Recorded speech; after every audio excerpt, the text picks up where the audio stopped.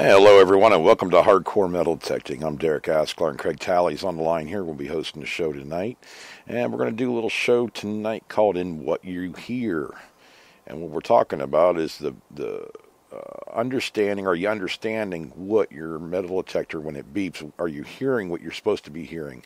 Or not really supposed to be hearing, are you hearing the nuances, the tells of what the target is?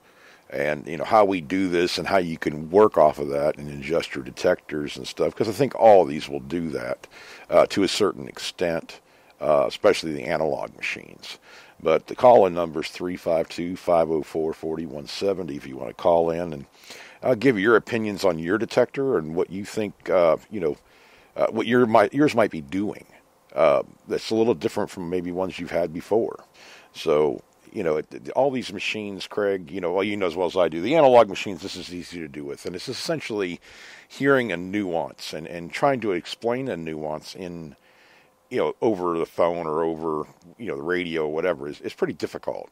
And unfortunately, the microphones that are in our cameras and our phones and stuff, I think, depending on what kind you have, they're not good enough to pick up what we're talking about all the time. They're just not sensitive. Of course, we have, 4K now, Craig, and, that visually it picks up everything, but the sound's a different characteristic that they're just, camcorders are just not designed, a lot of the older ones are not designed to be picking up real fine sound. And they give examples of this on like YouTube. If you're thinking about buying a camcorder or something, usually they go through the visual and comparing camcorders together. They're giving the visual and also the sound sometimes, and you can see a definite difference in the quality of the sound. And it just depends on what people are using. Like, Craig, you're using the iPhone 8 now? 10. The iPhone 10, I'm sorry. But the sound on that one is probably a lot better than it was the iPhone 5. I mean, they've changed a lot of stuff on the cell phones, especially as far as recording. They have a lot of recording apps. It's got one. Doesn't even have a headphone jack anymore. Right. They're going to wireless, earbuds and stuff. I don't have any yet, but I'm thinking about getting some. They're pretty cool, and they actually have little microphones in them. Right. So everything's just, every year it's a war between pretty much Samsung and Apple, on improving all this stuff, Right. The thing that I see the best is the camera. They just keep getting up. This one I got has two cameras on the back. Mm-hmm. Does a lot more. They have a lot more effects on the that you can do on the photos and stuff. And I can, if I want, I can record in 4K. But it takes so much data and it's not really supported. It makes the picture look a little better, but it takes up so much data. It's incredible. Oh yeah. I was watching a lot of, because I'm planning on buying some better equipment. I need to. I've been using camcorders from, I was using a Flip, which everybody knows those went out of business a while ago, but I've been using those, and I went into this Muvi camcorder, M-U-V-I camcorder, which has treated me pretty good up until I started watching these comparison videos last night. And I didn't really want to go with GoPro, not because I don't like them or anything. It's because they're a little bit more pricey. And, I was trying to, what I was watching the comparison videos for was picking them apart a little bit, what I would be using it for versus what they're giving a description on. And I was picking out the best parts of it. But what I did find out was kind of surprised me. They just came up with the new GoPro 6 camcorder or action cam. And, it's good, great and everything. It has a great stabilization. I mean, like when you can be walking along holding it and you can barely tell that it's freehanding the camcorder. But unfortunately, the 4K, the way that works, you're going to have to watch a video for that, Craig, because I can't explain the technical terms because I don't know these things good enough. But there was a definite difference in the picture between the GoPro 6 and the GoPro 5. And I was surprised. The GoPro 5 doesn't have the stabilization as good as the GoPro 6. So there was a lot of little things you had to make a choice on, but they were overall the GoPro 5 seemed really good, and there was one other one. Have go ahead. Frames per second also had come into play, and some right. of them only have 30 frames per second, but then when you get up to 60 or 120, mm-hmm. even the 180, 1080 looks good. Right. And it's easier to do it high frames with 1080 than it is, 4K. Well, the memory you use or the battery, tremendous amount of data. Right. And you're also going to find out too when you transfer camera footage over to your phone, because you can do that with these GoPros. The GoPro 5 takes I think it was 15 minutes or something, which is not a lot when we deal with this all the time when you're uploading and downloading and all that stuff.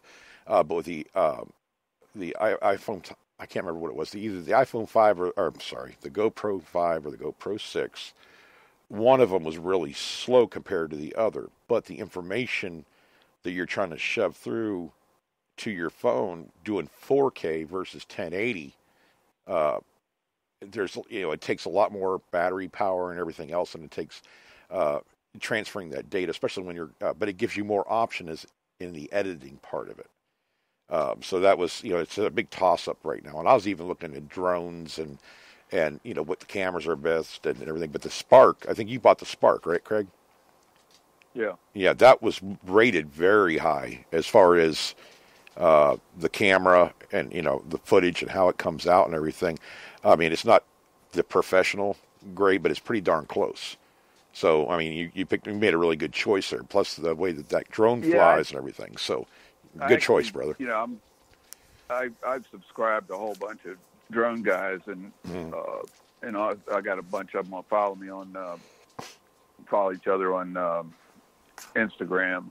Right. But I've asked them, and they were asking me, basically most of them said, if you're not a professional, you don't really need 4K. The other thing is it takes so much data. Right. And it takes, forever to upload your videos, and it's not really, nobody's really supporting it right now. Now. Yeah, they haven't got the technology up there. And they think in about 3 years, 4K will be normal, and they'll be going into 8K, starting 8K. But, they were saying that the 1080 and the high frame rate, it looks great, and I've, guys will show all these different, side by side. Yeah. Different drones going over the same spot, and then they have split screen so you can see the difference. Mm-hmm. And there is some difference. You can see the 4K is sharper, but it's almost blurry though. The 1080 is pretty good. It's not bad at all. Yeah, the guys, what I considered to be pretty knowledgeable people, they were doing side by sides, like lining the cameras up on I'm going to call it a stick, but it's not. It's a piece to put them right next to each other and film the same thing at the same time, and then they could split this thing up on the screen. So you could see the difference in this stuff. And we didn't mean to get onto this part of it, but this is a factor in buying up the proper action cam or what have you. There are a lot of similarities to the 1080 versions on a lot of the, we'll say, the upper scale of action cams, to the lower range, like the $40 to $100 range. But the GoPros seem to be they're the ones to beat. There's a few of them out there, and I can't remember the names. I wasn't really going to talk about this in more sound, but depending on what you're using the camera for, if you're going to be in there doing air testing and in a closed environment, obviously you wouldn't need something with a great deal of stabilization, because more than likely you're going to use a tripod. And I do that a lot anyways, just to steady up my camera, because I know mine doesn't compete with the GoPro on that level at all. But anyways, using even the drone stabilization and stuff like that, the Spark, man, I tell you, I really want to get one of those, Craig. You got me kind of hooked on doing this. This thing will follow you. This thing will, back off. You can keep it parameters as sensors all over it, or on the front or the front sides and bottom. I think it was. The back is unprotected, but they said you really have to do something major in order to get it to mess up. They do have some that have the parameter sensors all the way around. I think it was the Maverick they were talking about, but you sacrifice other things. Sorry. Yeah. The Mavic Air even has, a backward one. So you can back these. A lot of guys will pull the drone back to get like a cool effect, on their videos from up high. It's kind of where you pan and stuff. There's a lot of stuff you can do with these things, but I've been talking. There's a lot of YouTubers that are starting to get them, and Stealth Diggers, they want to get one and use it to, maybe check out sites from the air, and because they hike back, in these mountainous areas to find these cellar holes, and it's incredible how far sometimes they have to go back to get them. Find them. Sometimes it takes all day. Oh yeah. But they need what they call a zip line. When it takes all day, it's probably a virgin site. Right. Pretty much, but it just kind of adds to the effects of your videos and stuff. It's cool. I mean, DJI is like number one. They're like the Apple of drones. Right. We're talking $2 or $3 grand anyways, right? Well, they got some that are $9 or $10 grand. Right. Even higher. Uh-huh. They got these Inspires that are used by, I saw those, Hollywood studios to, I've seen them where they have a car going down the road like 50 miles an hour, and this thing just locks right on the side of it, and they can, and then they can move the drone around the car, I was sitting there one time, I said, oh, that's how they make that kind of effect. Right. You don't even realize it, when you're watching some of these films, but they're really using it like crazy now. And there's a guy named Devin Supertramp on YouTube, and he's got millions of subscribers. He does some of the best cinematography stuff, all kinds of stunts, and they do crazy stunts, diving off cliffs, and they got this slingshot that shoots these people on a bungee cord, like 100 yards down the field, and then snaps them back, and all kinds of weird stuff. Yeah, but, well, even Gary Heckman's on chat right now, and he has two DJIs, a Phantom 3 Pro, and a Phantom. Which the Phantoms, I know that are pretty good. Wasn't that what was Brian Robinson running? Wasn't that a Phantom? They got Phantom 3s, Phantom 4s. We got a guy across the street from us. I've never met him, but he kind of flies off this courtyard, and you can't see him behind these apartments. But he comes over our yard, kind of wave. We wave to him, because we don't care. Yeah. But he flies all over the place with that thing. He's up about, I don't know, 100 feet, 200 feet, maybe 150 feet. Right. I can hear him, even if I can't see him. As soon as I hear that sound, that's a drone. I've watched so many videos. I know that Phantom. Have you shot any videos with your Spark yet? Have you tried to? No, yeah. I haven't. I haven't started yet. We've had so much wind. Even today, we had all this wind, and I'm a newbie. I don't want to crash the thing right off the bat. Right. Well, I was wondering, because it's a smaller one, and I know usually you just take the sound out of the video, and that's where they were getting at on the 4K, is what I gathered. I think it's 4K at 60 frames a minute, or 30 frames a minute. Or second. I'm sorry, 30 a second. 30, I think it's. And then I think some of them are going to 60 now. Right. They're saying to go to the higher one. And the reason they're telling you to go to the higher one, because I guess when you play it back, you can play it in a slower version, it's giving you the editing power when you put it through your iMovie or your whatever you're using to edit with. It's giving you more options to adjust and to add effects and take away sound, this and that and the other thing, more than it would be in the 1080 version, 1080p. But that's for a level of editing that a lot of us probably aren't into, or that we only could do so much. Now, if you're using, was it Vegas Studio, or I can't remember a lot of the newer ones.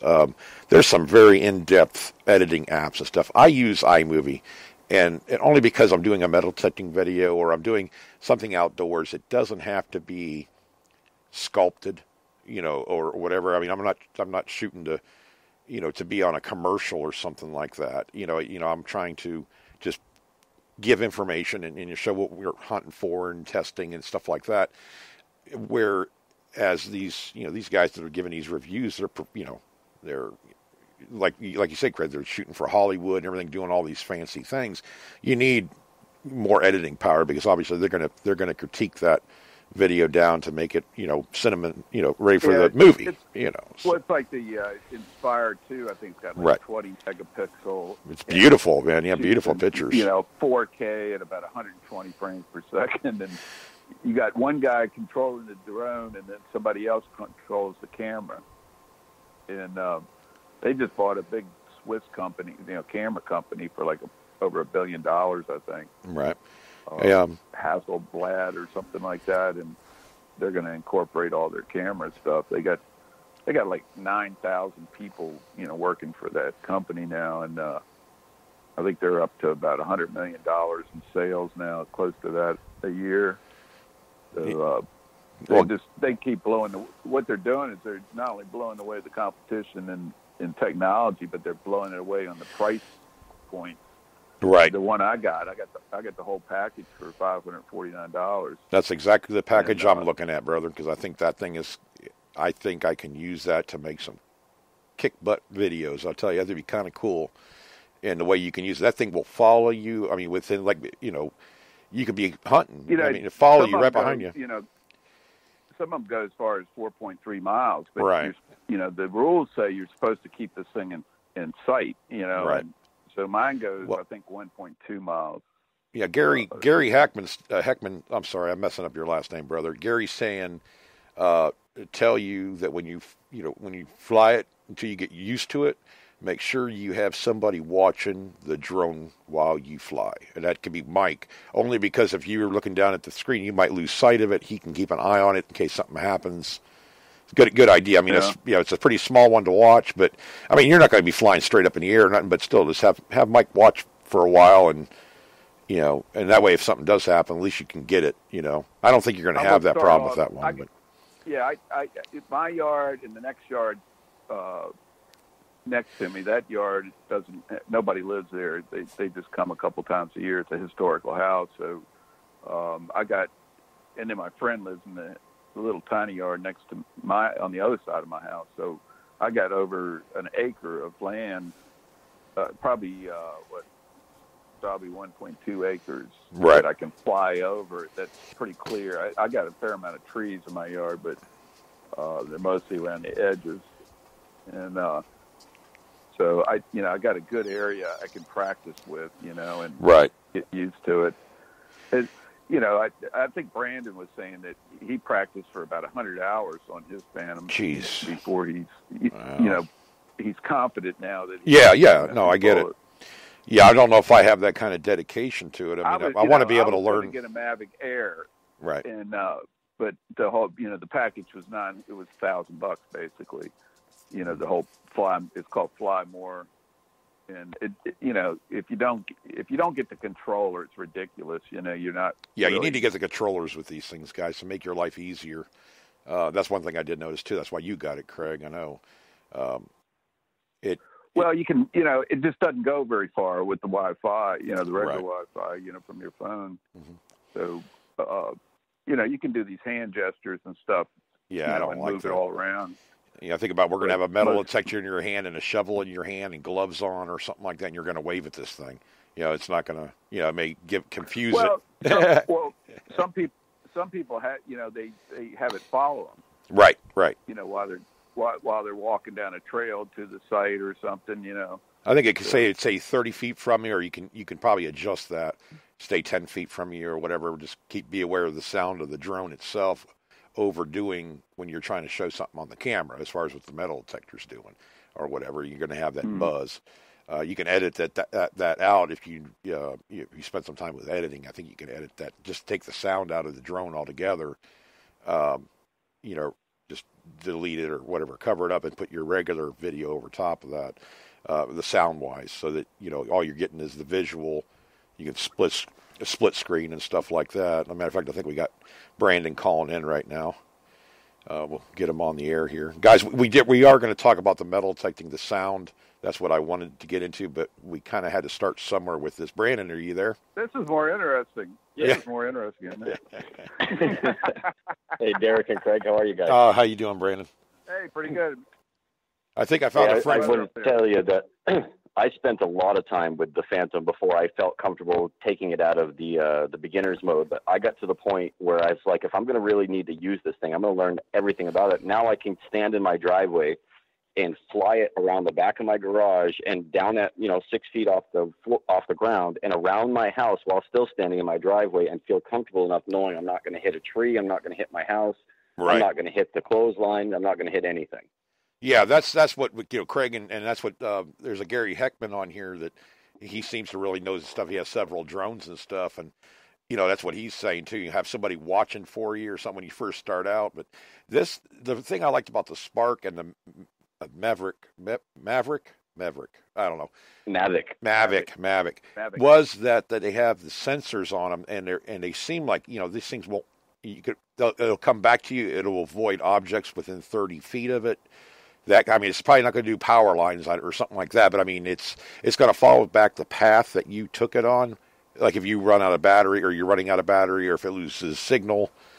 That was the nice thing about it. At least it has that, it can do that. I know a lot of them are doing it now, but it was a nice safety feature. Because the last thing you want to do is even spend $200 on a drone and lose it the first day. That would be my fear, so. Well, with the Phantoms anyway, I think you can do it with the Mavic too.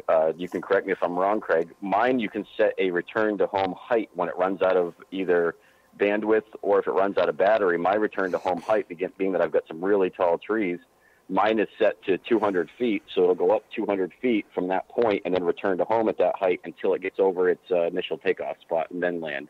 See, that's what I would have to do with mine. The ones, I think the Mavic and the one I have, it's got fly home button. Right. And it also, if it starts running out of juice, then it'll automatically return home.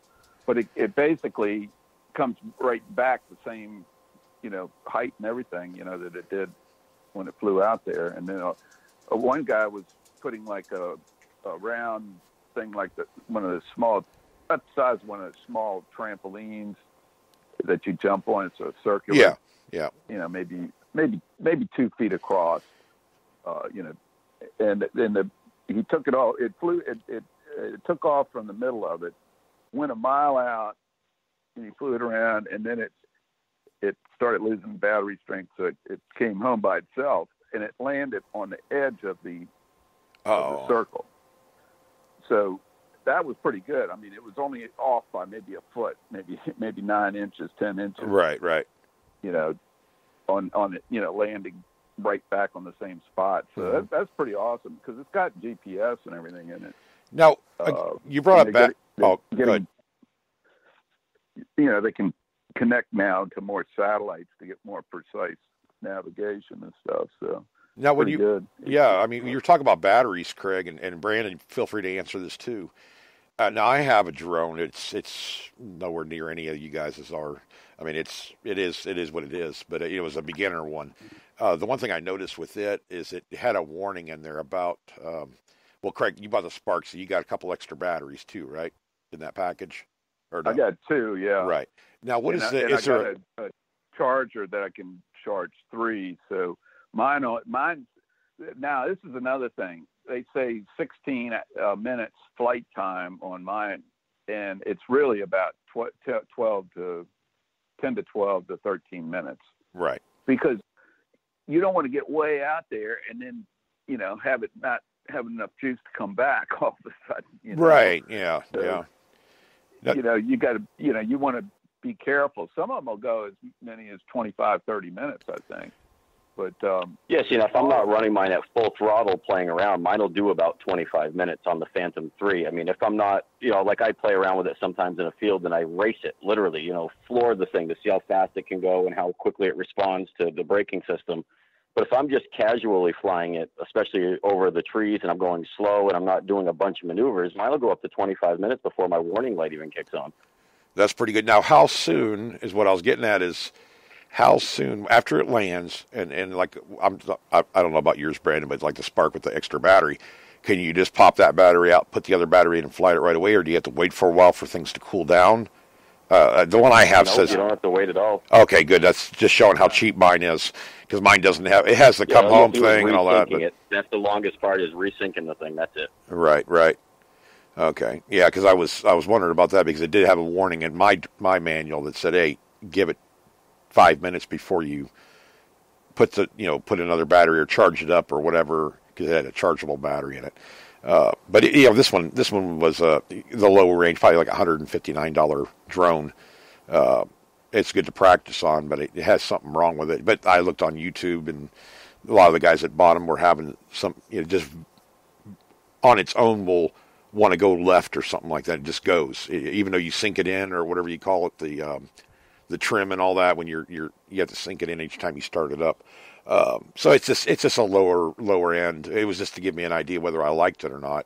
It was making me freaking bite my nails the whole time, because I thought I was going to crash it, and it was doing a pretty good job of that itself. But I definitely wouldn't want to buy a $400 or $500 drone or up from there and crash the thing first day. So I like the idea of these things at least being able to avoid junk that I might be trying to steer it into by accident, if that makes sense. Sees a car. It's not going to go. The first thing I did was I got the prop guards with mine too. Yeah. I mean, I have so many trees and limbs around. I did put the prop guards on from the beginning. The problem is if you get, which I don't have yet, one of the cases for it, you have to take those on and off every time, along with the propellers themselves, and get them in these cases. I just try to transport mine as gently as I can in my vehicle, so I don't have to deal with all that crap. I mean, the last thing I want to do is spend 10 minutes setting it up, unsetting it up before I can even fly the darn thing. That's what I was going to say, because you really, if you're using it for shooting your videos, metal detecting videos, whatever, I mean, there's a use for everything. You're not going to be flying at 100 mile an hour or whatever. It's going to be more stationary. It's going to use a lot less power. If you're using this for camera action, where you want to do a real good, flyovers, it looks really good. You don't want to be going super fast where it all blurs. No, definitely. Right. And it's the same thing if you're looking for a site in the woods. You're not going to find it by just flying over top of the woods, at 100 miles an hour or 30 miles an hour. Exactly. You want to kind of creep along and look, Right. That's the only, you might, it's hard enough to see some of these sites probably from the ground sometimes. Right. Well, some of you all you did it, Craig. I think a couple of the Hoover Boy, or who was it, Stealth Diggers? You were telling me is using a drone. I think it was a Stealth Diggers. No, they don't have one yet, but they're well, somebody flew over from where they were at. Maybe it was a video I was watching. I don't know. I've been watching so many videos lately. It's about ready to burn my brain out. They couldn't get. They were trying to travel to a certain spot, and they sent the drone up to fly ahead to see if they could see anything. So they didn't, if there was something there, they were going to go there, go up there to hunt, like a cellar hole or whatever. Maybe it was you, Brandon. I don't know what somebody mentioned, but it made sense. Where I'm hunting at now, where I took Mike and Mark a couple of weeks ago. I mean, you can't really. There's so many trees and palmetto bushes and everything else. I mean, if you got above it, you might be able to see a clearing ahead, because you don't want to trample through the woods down here. I mean, it's a pain, because you can't. You can find your way around. I mean, obviously, but it's a little bit easier up north. I grew up there, so these palmettos and stuff. They're a pain to get through. because they're just growing everywhere, and they're such a thick root. They're about bigger than a baseball bat. Well, that's another thing. If you get lost, you can just send the thing up 400 feet. Yeah, there you go. Look all around and say, "Oh, there's my way over there in the distance is my car." Well, one of the things. Yeah, no, that's a good idea.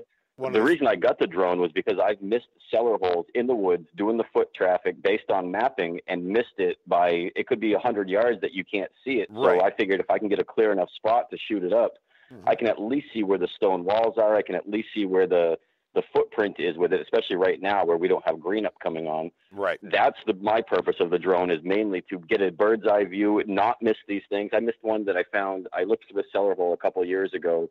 I found it this past year, and I missed it for probably literally 50 yards from where I had trekked in the wrong direction, 2 miles. I'm like, oh, God, the maps have to be way off, blah, blah, blah. But, the roads change direction, the rivers change direction. You try to use those reference points, and it could be such a small distance unless you're going to spiral out from a centralized location and check every square foot.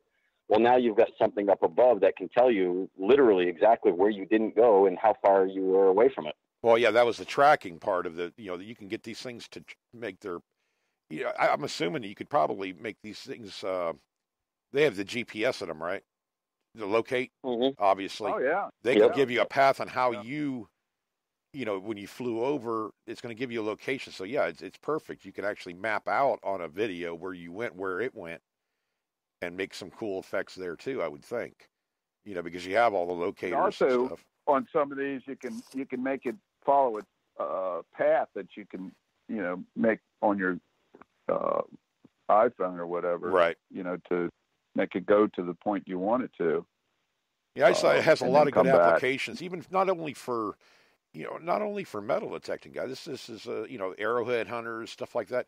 You get this big, huge field, and you're looking for arrowheads out in it. Heck, you can fly that thing all the way over. Maybe you'll see some, stuff off to the sides where it may, the contour of the ground or the way stuff looks. I mean, it's like Brandon says, you can see a lot more from above. You see the contour of the ground and imperfections. Just have it hover inches. Just have it hovering inches off the ground, looking, down. See if you can see an arrowhead. That'd be kind of cool. I want to see somebody do that. Yeah, and we kind of got off topic because I was actually talking about the. We're kind of leading it into everything here, with these camcorders, the action cams and the drones and stuff. The technology is there.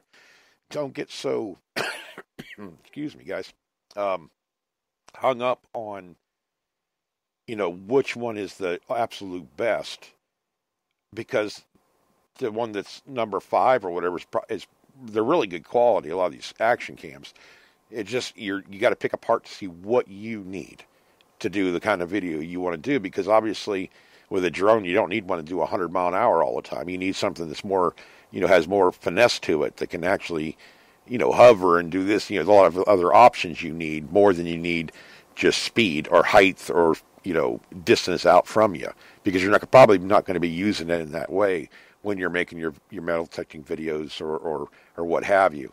I mean, you might horse around with it a while and that's fine, but to make it a working part of your arsenal, so to speak. I mean, it just makes sense. I mean, I was actually very impressed with the GoPro 5. Even though the 6 has unbelievable stabilization, some of that you can get in your editing part too. You can work with it.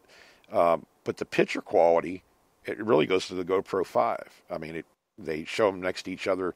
The GoPro 6 almost bleeds together a little bit. The real bright colors and stuff. If you're out, I don't know, shooting out a flower garden or something like that, the detail is there, but it almost bleeds over. It's so bright, so clear, if that makes sense. It's almost too clear for me anyways, for what we're doing with them.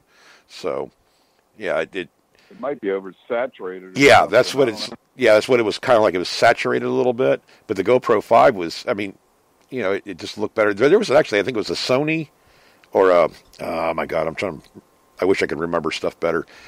There was another action cam in there. I think it was a Sony that really had a fantastic picture, but the stabilization was, I don't think it had stabilization. So, you run into both scenarios. I don't know if we lost Craig or we lost Brandon. Craig? I'm still here. Okay, Brandon's must have lost signal or something. But Gary on here has been flying drones for about 3 years. he seems, between him and Brandon and stuff, and Craig you had was it the Passport? Was it? Hover Passport. Yeah, that was kind of a neat one. Passport. Yeah, that was a pretty cool. Yeah, and then I was landing. I had it up about, I don't know, 65 feet up, and all of a sudden it started wanting to land because the battery was going dead, and so I started it down, and it was coming down at an angle over my shed, which has a peak metal roof. Yeah. And all of a sudden it turned sideways and tried to land on the roof, at a sideways 35 degree angle or something. Right. Yeah, and then it just slid off the side and hit right on the edge and bent the rotor. So I said, I'm not buying another drone until I, do some research. Get a DJI, but every time I was going to get a Phantom I almost bought one a couple years ago. I was going to buy one of the earlier Phantoms, and it was like $1,400. But luckily, I checked when I was in Alexandria, and I was in a no-fly zone because I was less than 5 miles from National Airport, and then there's all these airports, and military airports, and Dulles, and everything around Northern Virginia. But up here, I got these little tiny regional airports. Right. So there's this app called Before You Fly, and you can put your address and zip code. And right. It'll Tell you. check it out, and then it told me I was fine to fly. Mm-hmm. So I didn't have any restrictions. But there's a guy across the street flying a Phantom all the time, and he's been flying it. I don't know. We've been seeing him doing it for about 6 months. Right. So, there's a lot of little things I want to do because I got that movie action cam back in 2014, at the end of 2014, 2015, and it's done well. I mean, it does pretty good videos, but I've noticed this that when I'm shooting a video, if I try to do a close up, the auto zoom or whatever you want to call it, the autofocus is almost non-existent. Maybe I don't have it set up right too, but when I had the flip phone, you sacrifice. It does shoot pretty good footage, but I'm not getting the clarity on like when I show a find or something like that. I have to be real careful on how I show it because it won't focus in properly. Like Craig, yours does it. I mean, sometimes you have a fit out of yours, but it's not your phone. When you move a target in front of you, you're waiting for it to focus on it. So, I mean, that was the one thing that I kind of disappointed me, especially with your phone, because it's the iPhone. But I've even noticed it when I'm taking pictures with my Android. Sometimes it'll just be blurry, and it's like, what the heck? I didn't give it enough time to focus in, or even when I do think I'm, because I'm actually taking a picture that I want to be clear. Sometimes it just can't lock on. If I'm trying to photograph a relic or something, and one of my fingers is slightly in front of the relic, the relic will be out of focus. Right. So you have little to, things. If there's something in the edges that, are kind of messing, that are kind of closer to the lens than the thing you're trying to focus on, that can mess stuff up. Yep. Sometimes if there's too much sunlight, glaring or something, then it kind of messes things up. Yeah, they have wiped it out or something. But it's just like anything else. We have settings. I was just gonna say, I've always used iPhones for last 6 or 7 years for all my videos and all my YouTube videos and stuff. Oh, they've come a long way. I mean, I would have never thought about using a cell phone a smartphone, whatever, to shoot a video, but they actually do a really good job. I've done several videos with my Android, just because I didn't have my regular action cam with me, or whatever, battery ran down, or I forgot to take the information off, which I've done before. The one thing I did want to say, Craig, we had talked about this. Well, guys, when you have one of these drones or these action cams or whatever, that you have a mini SD card in it. I mean, a lot of them, like my movie camcorder, action cam, when it came to me, it had like I want to say it's 4 megabyte or 4 gigabyte SD card, real small one. in it. My drone did too. It's like 2 gig or something like that. It's not a lot of information, but you can buy those mini SD cards up to, I think they're up to 36 now, and that's more than enough. I have one in my movie camera that I can record for over an hour anyways, probably longer than that. I can record longer than the battery lasts, and the battery lasts quite a long time. So, I don't have to worry about pulling information off like I used to when I first got it. So keep that in mind. If you can change the SD card, make sure you can first. Some of them, it used to be where you couldn't put a high rate SD card in some things because it just wasn't compatible. So be sure, these probably are. I mean, this day and age, everything's probably compatible with the higher rated ones. Yeah, I think mine there's a 16 or something.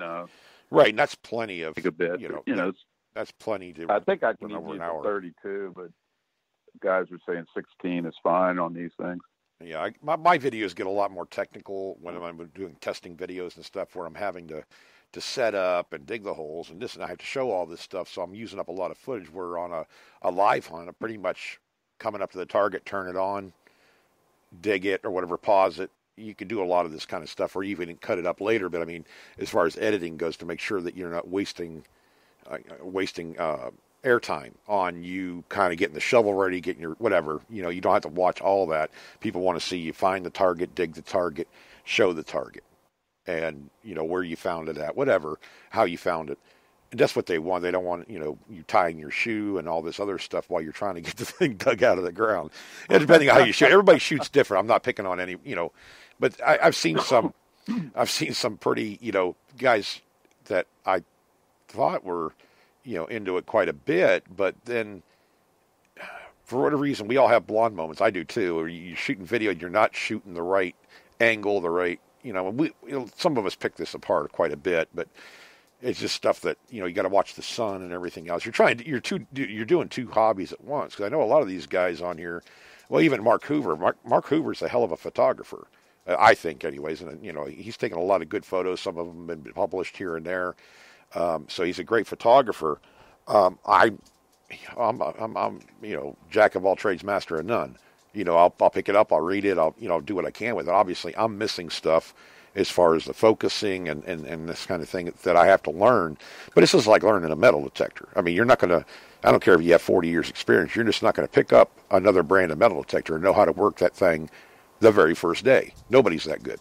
I mean, Craig, you're not, I'm not. We have the basics down. We know what we need to do, but every machine, every piece of technology has its learning curve that you have to go through in order to how to operate it, what to listen for, what to watch for. Yeah, it's a natural process, right? And I realized that I had to do set up the shots better. Yeah. Oh yeah. I come back and the shot just doesn't look right. And so I've kind of learned more about lighting and setting up the shot so it looks better and things like that. But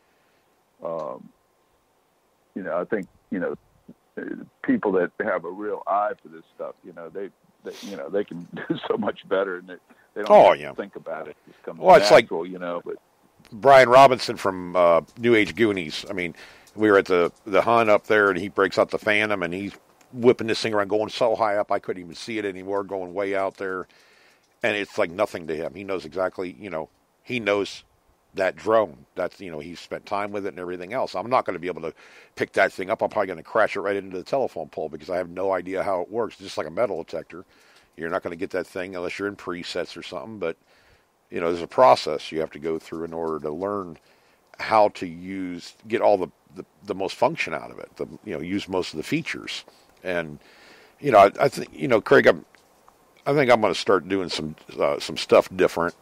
You know what I'm talking about. We're not going to talk about it much on here, but in the way that I do my videos and trying to get the pertinent information and forget about the other kind, more or less like instructional, not just for the Bliss tool or whatever. This could be any kind of detector, because I'm learning it at the same time that you would be watching the video. I mean, it's almost shooting the videos and everything. I think it would be a good idea because it shows the process. And for those of us that are really into the hobby, that really want to get the most out of our detectors, I mean, that I think it'd be appealing.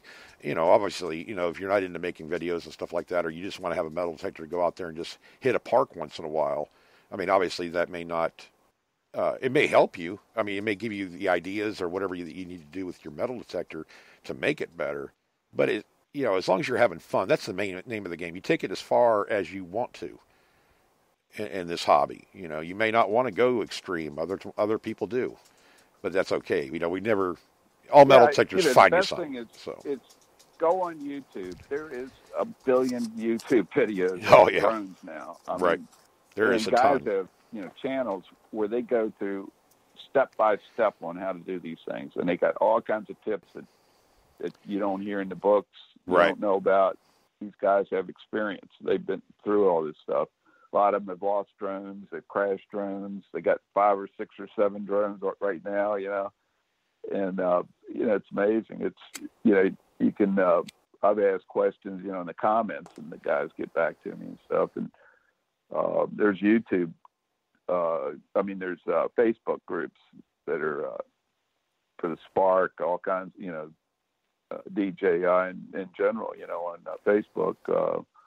There's all kinds of people on Instagram and Twitter and stuff too that kind of hooked up with, where I can, see what they're looking at, and they show different new drones that are coming out. And one thing about my Spark that is totally different from all the other drones is the size, and the noise is very low compared to like a Phantom or something. You can hear those things up, probably a couple hundred yards away at, 200 or 300 feet up, and you can still hear them. Yeah. But with this Spark, you can, it's very quiet compared to the bigger drones, and it's tiny. I got mine is white. I guess the bottom is a darker color, but the body of it is white. But it's not intimidating like a lot of these people are saying on the Phantoms. They've been at parks and stuff, and they're flying a Phantom, and all of a sudden the police come and people are freaking out, thinking you're spying on them. Oh yeah. There's always... and they're not. There's a lot of videos on that, on people, hassling people on these drones. But with the Spark, it looks like a toy. It doesn't look like a real big. It's not intimidating. But you can carry it too. I mean, you can carry it into a spot like Brandon does. And you can carry it right in. Yeah, I got a little shoulder bag I can put it in, and I can have both the batteries in there too. Yep. And they're definitely uses. Phantom, you got a heck of a backpack on. Yeah, you do, buddy. One thing I did see that they're bringing this out, and I don't know if how many people may have even saw it. I call it a zip line, only because it's kind of what it is. I can't remember the name that they gave it, but they're coming out with this. Actually, you run this cable or string or whatever in the trees, like in the woods. You can run this thing as long as it had a clear view, and your action cam would sit on it, and this thing can actually follow you and everything else wherever you have that string run to. It's as slow or as fast as you want it to. So that's another option where you can't fly a drone. At least you can get up in the air a little bit and give some cool effects. Because you could imagine, like, have you ever watched, was it Return of the Jedi? When they were on Ewok land or whatever, and they're flying those little, I can't remember the name of them now. God, I'm getting old. But they would fly through the trees or whatever. You can actually run this zip line like that, as long as you have space on either side, so the camera or whatever the holder can make it through.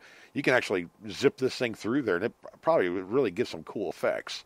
It'd be like you're flying through the trees, and missing. Yeah, DJI also has these gimbals, handheld gimbals. Yeah, the that gimbal. Are fantastic. They're very expensive. Like a cheap one's $200, I guess, but they got one that's about $400 or $500. It does all kinds of effects, and you can, it's just so stable in all different directions that, the picture, you can move it around a lot, and the picture just is locked solid. It's not wavering. The one thing I did like about the GoPro 5 and 6, though, is even with the microphone, you can put an external microphone onto it that you can buy, separately as an accessory. And they showed the difference in the sound of the microphone versus the one that's built in is a significant difference.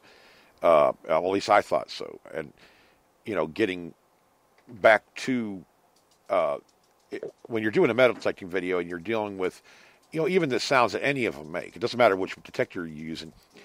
People are hearing the beep and this and that, but, having a better microphone, it may open up the doors as far as the sound of the beep. I mean, it's giving you information. Most of these detectors are digital now, but I'm noticing more and more with the newer ones that there is nuances in them, in that tone. Even though it's digital, Craig, it seemed more significant to me. Where I can hear it over the camera because of the camera they're using, that makes a difference to me because, of course, we use analog machines. But the digital, it was picking it up with the digital too on some of the brands, and that quite a bit interests me because you can actually, and I use the Blisstal only because that's what I use right now. There's subtleties, and it's very hard to explain a nuance to someone. You have to almost hear it, but I must say it's not a complete tone. We think initially you think this is a full tone.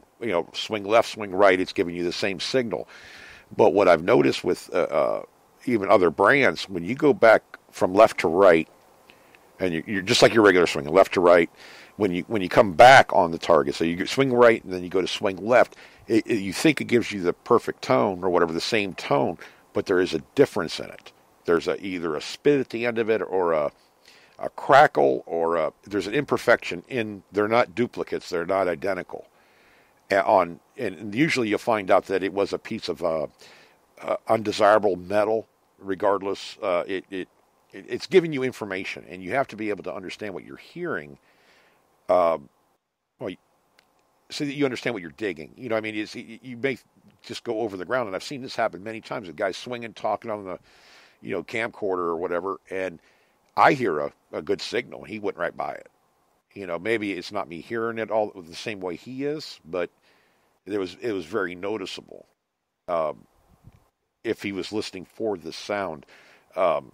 There's some videos where the guy does a lot more talking than is actually showing you what the metal detector will do, and that's fine. I mean, everybody does their videos different, but if you're trying to gather information about your metal detector, I know like Josh Kimmel, when he was using the E-Track, he could go by sound almost. I mean, he knew what that machine was telling him, even though it was, most of the guys were using the VDIs and stuff.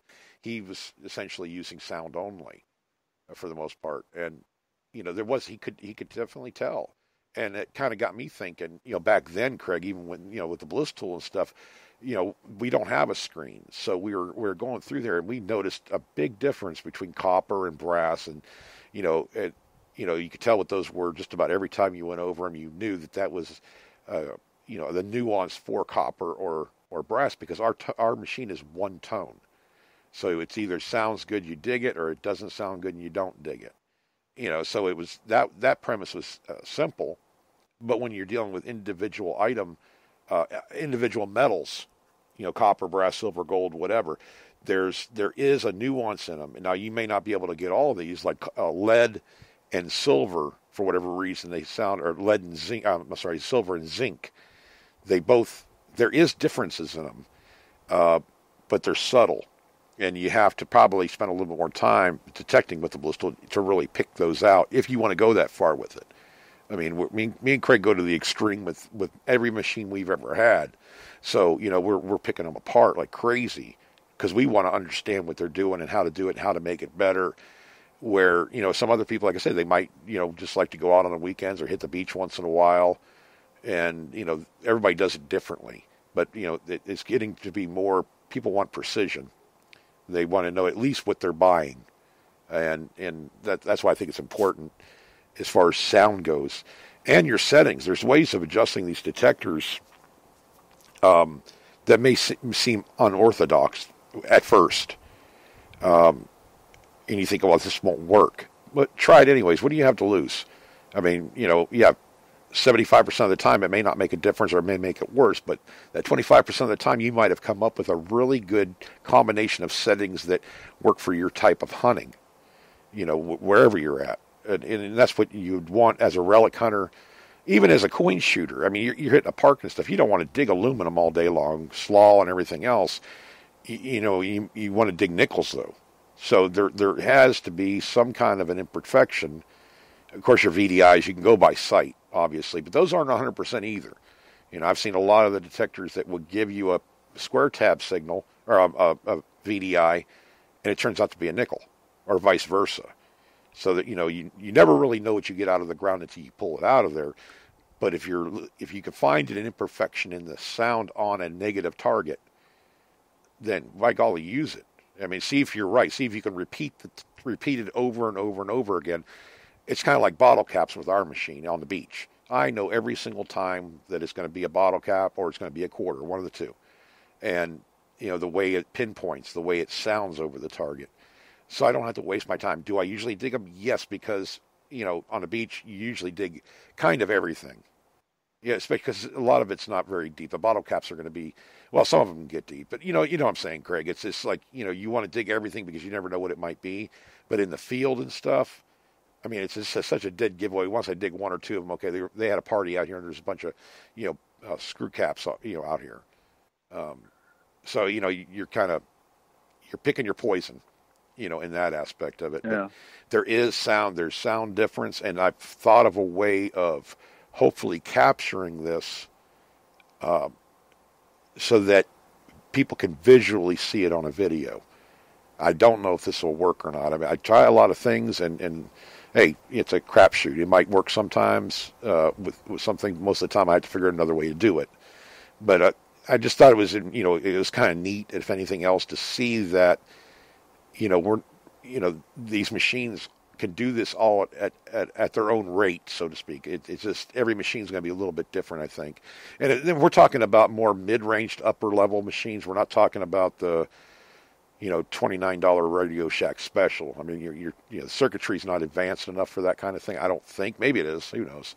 But I would think this would be more for your CTXs and your Deus and your, Craig, you hunt the Deus without a screen at all. You're going strictly by sound, so you figured out nuances in that tone or the way that it reacts over a good target to make you dig it, and not get fooled very often, by iron or whatever, big iron. These things, to me, they matter. I mean, you guys got to talk to me about it because, we're picking them apart. Even though it's like you say, though, even though you hear it sometimes, you got to make sure you can't. Oh yeah. I've never used an AT Pro, and I've watched Nugget Noggin, and he gets like a 82, and he gets all excited because he thinks it's a silver, dime, I guess. Yeah. And I'm thinking, man, that sounds like iron to me. Yeah. And he digs up this big flat piece of iron, and I could hear, even though I've never used that machine, just on the video when he makes a signal and you can hear it. Mm-hmm. I could hear the nuances in it. But sometimes I can hear, certain machines. I know the guys going over silver before they do almost. It's just something you there's pick up certain on. machines I've had in the past that some machines I can tell brass. Like with the Bliss tools, I can tell brass. It's just really distinct. Yeah. But I dig a lot of brass because I'm a relic hunter. When I'm coin hunting in the old days, I seem to pick out the nuances for silver on some of the machines. Right. Because that's what I was looking for mostly. But and so war hunting, you're looking, brass is the best metal that you're looking for, unless you're going for coins or something. But yeah, exactly. These different machines, I've noticed the same thing on a couple, and we don't really mention a lot of different metal detectors. I mean, I don't really see it because this kind of encapsulates all of them to a certain extent. I'm sure, a lot of you guys have to understand too. There's a lot of metal detectors out there, not just the ones we normally hear from Mine Lab and Whites and all them. I mean, they have a lot of good machines, but don't be scared to watch some of these videos from other machines from out of the country. They may not be here yet, but, Craig and I are always on a search for another metal detector. We want something bigger, badder, faster, whatever, to add to our arsenal so that we have options. And Craig's been doing this for years, and he's probably had over 50 metal detectors. And and I'm about as bad. I know, like Bill Marsh and stuff like that. He has a bunch of them too. But there's certain things that those detectors do well. And Tom Jones was another example down here at the Mike. Our president of our hunt club down here. He'll bring an explorer out on the beach looking for stud earrings because he knows that machine likes, for whatever reason, picks up very, very small objects well. Maybe not a lot of depth, but they're objects that I'm not going to say most, that other detectors can miss very easily because of the size. And, that's what he brings on now. When he's hunting on the beach, he may, just regularly hunt. He might use the Bliss tool. He might use the Excalibur or whatever. But for that particular kind of thing, when he thinks he might find some stud earrings, stuff like that, he's out there with that little machine. Or, that kind of machine. It just, it does that very good for him. So there's nothing wrong with adding detectors to your arsenal, and every metal detector will find you something.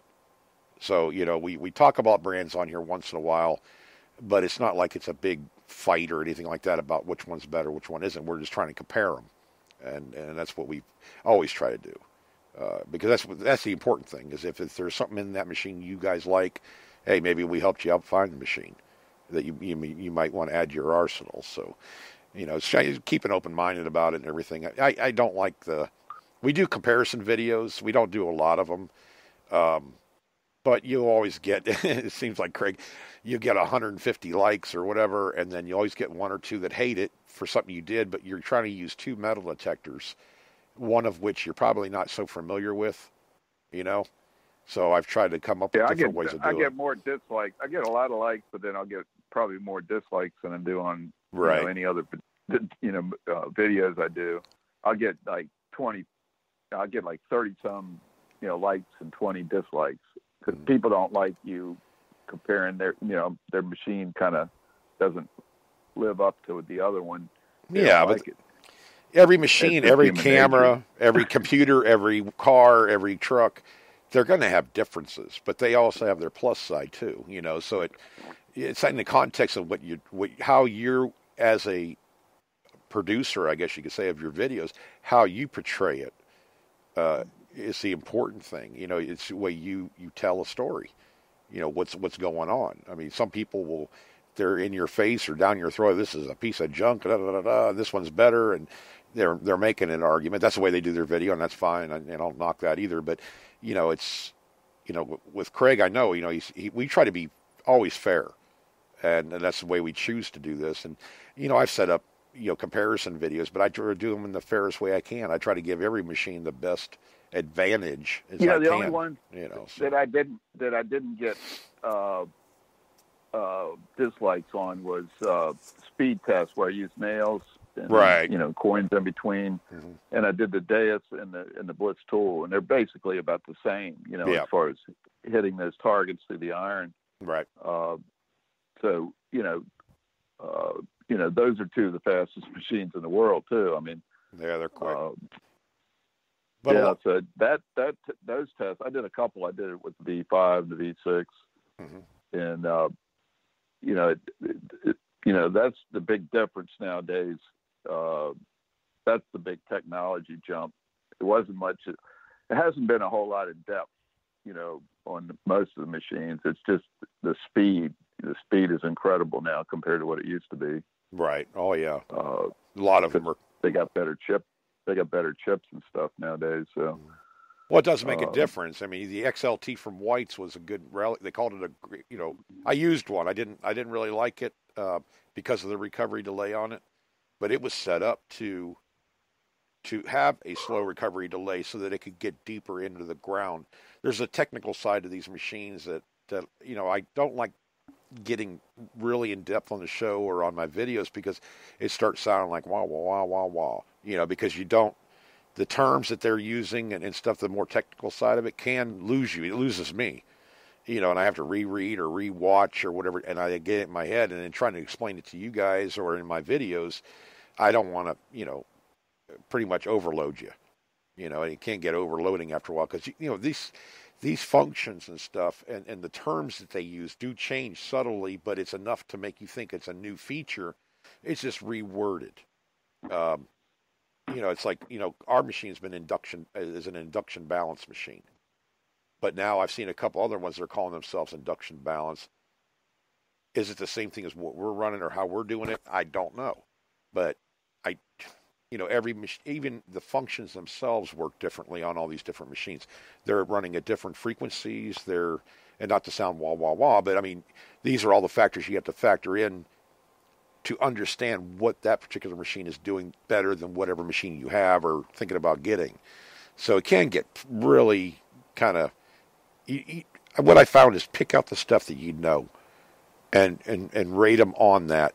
And if there's extra features that you don't have on a particular detector you have right now, you can look at those individual features and see if it's something you can incorporate into your hunting to help you out or whatever. Some of this stuff doesn't mean a hill of beans to me. The GPS locate, this and that, and the other thing, the backlight color, the screen color, stuff like that doesn't matter to me so much because it's not the functionality of the machine finding treasure. That's the important part to me.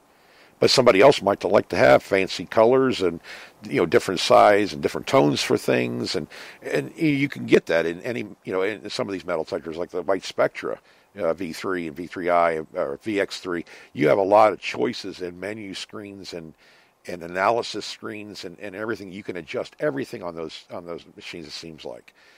Is this something you want to do all the time? That's kind of up to you. With me, I did it for 3.5 years, and I was ready to move on to something different because not that I was getting bored with it, I just felt like I got everything I could out of it. So then I started moving on, but it helped me choose the next metal detector that I bought because I learned all, correlate and recovery delay and all this. I picked it apart to understand exactly what the maker was meaning by what he said in the manuals and what they were saying on the forums and stuff.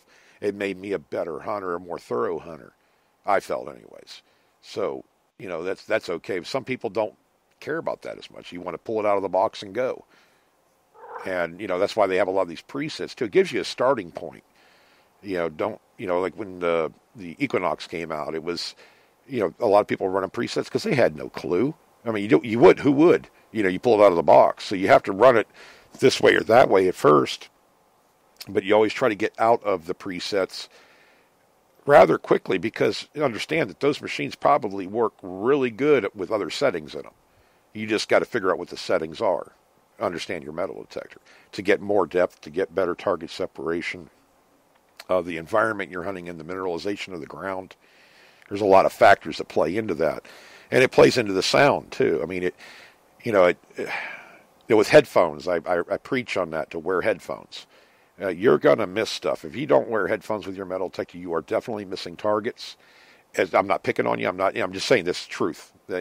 Because you're not going to hear the subtleties. You're not going to hear whisper tones. Maybe you don't care about that, and that's okay. But I mean, there's ways to improve your hunting style or not. But we talk about this stuff because it comes up, and we all like to give the best information we can about whatever we're working with or wherever we're hunting at.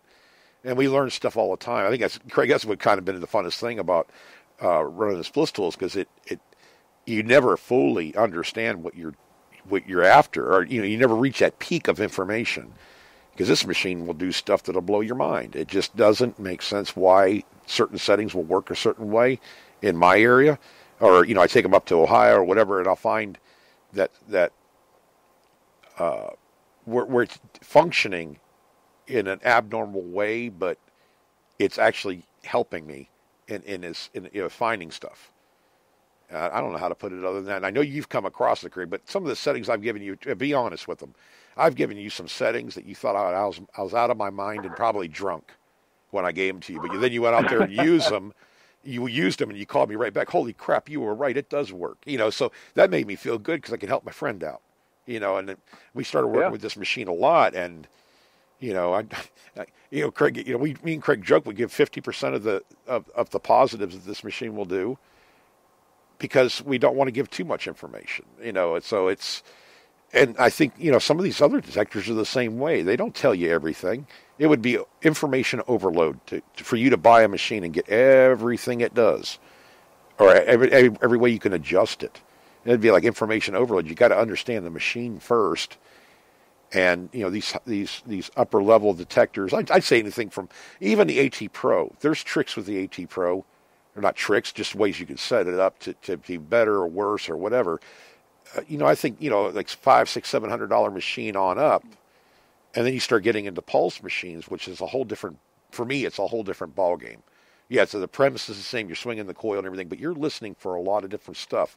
The GPXs, the way that the high, low, and the low, high, and oh, wait a minute, that doesn't count because if it's deeper, it'll sound softer and it may go high, low, and high, low, or something like that. So they know their machine and they're trying to explain it, but how do you explain a nuance of a signal on a video or whatever? You almost have to hear it yourself, and that's where sound and the quality of the sound that we're recording in plays a big factor, more than it would in any other kind of video, I would think, as far as a hobby video, activity video outside. So that's what I'm talking about. I'm going to get the microphone, the external microphone for it, and it'll actually plug into the GoPro 5 or 6, and that way it's a totally different source, but it's into the so it's going to follow in real time. I know that I think it was Three Ringer when I went up there had a good camcorder, action cam. Then he had an external microphone, but the problem was that the microphone was recording and the camcorder's recording, and then he had to splice the two together. You won't have to do that. This was also a couple of years ago. Now it's recording in real time, with the camcorder, so you don't have to worry about that process. And that may have changed rather quickly. I don't know, but that's one of the reasons why I wasn't running an external microphone. A lot of the cinematographers and people doing these shows on TV and stuff, they're using GoPros. They're using this technology, but they're using it with other accessories that are making that the experience better. And Craig, I even saw these little, and I can't remember, they're called GoPro 5 something, but they're 1 inch by 1 inch square blocks. That's actually an action cam. And that thing had pretty doggone good color. I mean, they're like 1 inch squares. It's a little camcorder. You can mount this thing anywhere. You put it on there. I'm calling it silly putty, but it isn't. It's some kind of a putty they put on like if you want to stick it on the side of your metal detector on the shaft of it, you can put this putty right there and stick this little block right on the side of it. I thought that was the coolest thing, and they float. They're waterproof. I mean, and they even have all these accessories. You guys got to check them out if you're really interested in doing your own videos. I actually saw a drone video today where this guy was driving with his father was driving in a car. He had a GoPro or something attached to the hood. Right. It was pointed at them. Mm-hmm. And then he had one on the side and one on the back. Yeah, it's stuck there. And they were recording all at the same time, and then he, edited it later. Mm-hmm. But usually when he does a fly, he has one drone on himself while he's talking, and then the drone's recording as it's flying. Right. But that starts getting too confusing to me. Well, it gets expensive too, because I was looking at this thing called Angel View for the GoPro. It's I never did find out how much it was, but they had essentially what it is they had one out there for surfers. They put this band on their arm, and the camera will follow them from shore, so they can watch them surf or whatever. You can videotape it.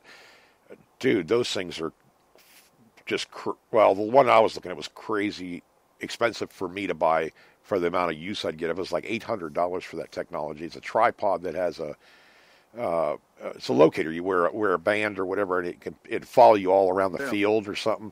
I thought it was really cool, and I could think of about a million ways I could use it, but I can't afford that one. That's a toy Mama might tear me up and not serve me dinner for the next 6 months. Because you can get crazy with this technology, and the GoPro 5 seemed to be really good to me, but it's not like a necessity for making you could buy $100 action cam. I mean, guys, I've done it.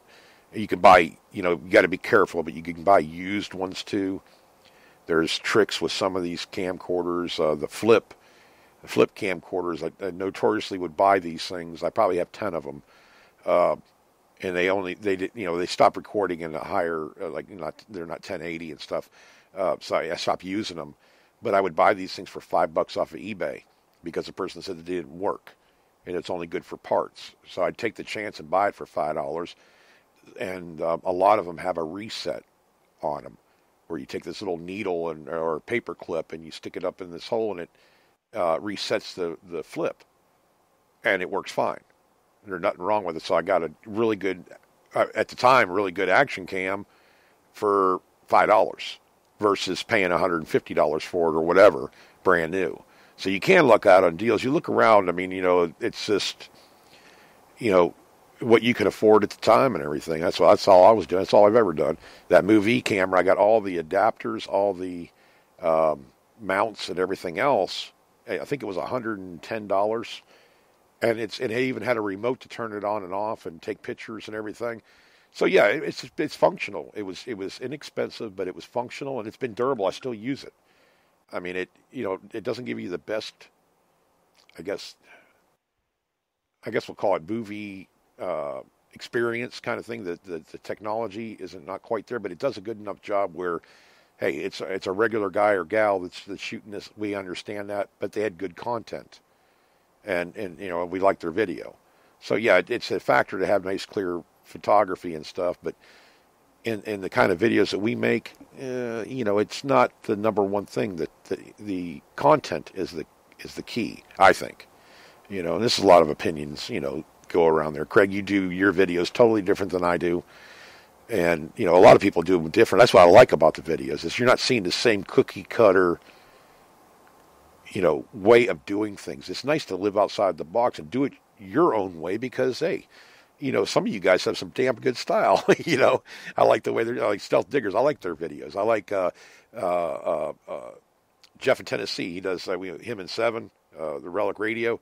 They do videos, and their videos are unique. I mean, I like them. I mean, I like the way he I does just stuff. Finished watching the Stealth Diggers latest one. It's really good. That's one of the better ones, I think.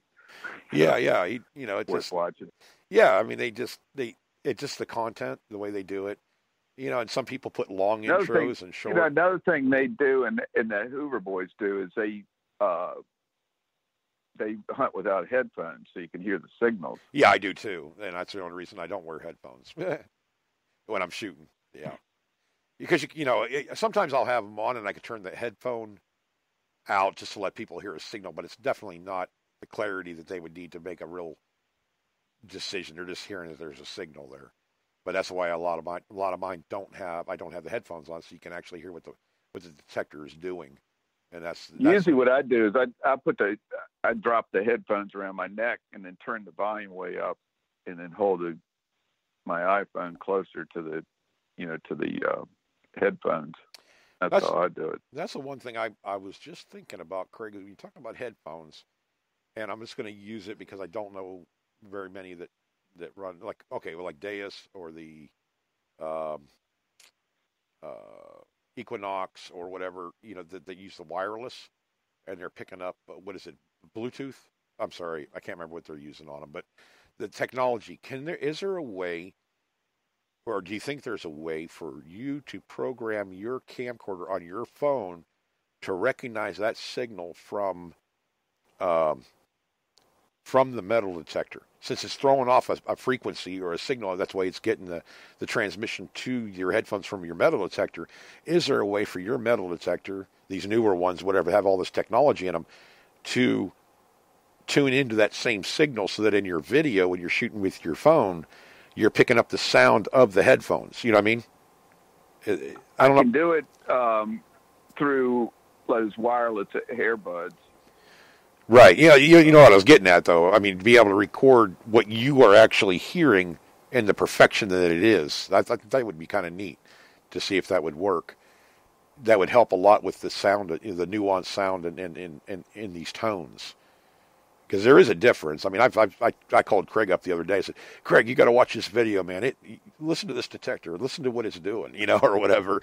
And, and he could hear it. It's just it's something that we know what to listen for. Once you know that sound, once you have that in your ears, so to speak, with whatever metal detector you're using, it stands out. When you hear that, it's a dig me signal. Dig it up, because it's going to be something good, or it's going to be something at least copper or brass or whatever you're looking for at the time as a relic hunter. But it still happens like on pennies and dimes and quarters. I'm sure that there is imperfections between the two. I mean, they're not going to give up the same thing. They're giving you a different reading, different VDI number. So why wouldn't the sound itself be different? Maybe I'm getting a little too deep on it, but you're not going to know unless you try to hear the difference. And I liked a couple of the videos. I know the kind of videos. I'm not going to make them all the time like this, but I mean, there's certain ways of doing a video that is going to put in the spotlight just the sound or just the visual, whatever. So that you understand it and maybe help you with your detector. Maybe your detector will do some of these things and you just never had tried or never even thought about it. It'll make you a better hunter. Because I talk to a lot of people, a lot of newcomers, and the first thing people will just come up that have never metal detected before. Oh, how much gold do you find? How much you find silver? And I hate to tell them. I say, oh yeah, I find some. And I hate to burst their bubble. Yeah, I go out, 20 times, and I maybe don't find a ring. I haven't found a ring in several months, but I find a lot of other cool stuff. I mean, I like the old coins. I like the old relics. I mean, so I'm happy. But to them, their instant thing they say is, how much treasure have you found? And I don't have the heart to tell them, well, you go out there plenty of times to you dig a lot of trash to get a little bit of treasure. I mean, you do, but that's part of the adventure in it. You don't know what you're digging up. If you're going to get it. Right. You're not going to get it cherry picking usually. No. Not on gold anyway. And, you still see... Unless you dig every tinfoil target.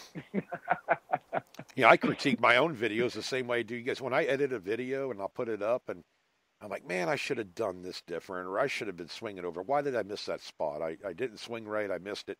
It's more of it's not supposed to be a stress thing, but it can be for me because when it comes to, actually metal detecting, I'm kind of a perfectionist, a methodical. And, Craig, I know you said that about one of your videos. I don't know why I didn't metal detect over there. I should have been working my way that way, but I was working the other way. It's just, it's a way to critique yourself to see what you're doing when you're not thinking about swinging the metal detector. How are you swinging it? I mean, it brings to light the stuff that you can work on if you choose to make your hunt a little bit better. It's just another tool you use. And I watch a lot of videos to see the people that are doing it what I consider right, and then there's some that they still have good results. I guess it's forgiving in a way, but some of the stuff they say that wasn't really part of the video initially turns out to be some of the best thoughts that they had about a situation. I talk about the guy that he's hunting with it doesn't even matter what, a brand A, and he's detecting, and he hadn't really found anything, but he remembered that he went over an iron target, or what he thought was iron. It was a big piece of metal because the detector was going off this way or that way, and he passed it. He walked on it, and he went out hunting. He didn't find nothing else, so he came back to it, ends up digging a pan with a jar of coins in it, and he just dug it because it was different. It made him think about it. He didn't want to walk on it. He wanted to go back and get it. So, we do this stuff. That video, to me, was really good because it showed, hey, you don't want to walk on a target if you can help it. I mean, because you're always going to think in the back of your mind, dang it, I found this, and this today, but I should have dug that target. That was something. It may have been a piece of junk, but it could have been something really good too because it was different from the other targets. So, it kind of helps you when you rewatch the videos that you do, for yourself, to kind of help you learn more, make you a better hunter, and sound plays a big part of that. These visual things are great, but your ears are a lot more in tune. You can't watch that screen constantly. You're going to miss something. You're going to miss an improv, but the sound, you can be looking all over the place, but still hear that sound of a tone or a nuance of the tone that helps you find a good target. So sound sucks, Craig. It really does. Trying to explain it. I say that every time we do a show about this because it is a very hard topic to discuss, to give examples of. I'm hoping. I think I have a way of doing this for a video, just as a. Oh shoot! I don't even want to get it. It gets too deep. I mean, I think boring everybody, but there's a way of doing it, I think, that could really help people see the difference rather than hear the difference in what the detectors are doing. Shoot. I guess Mark Huber's on there. He's taking off. I was talking about you. That's probably why he tuned in. His ears were burning.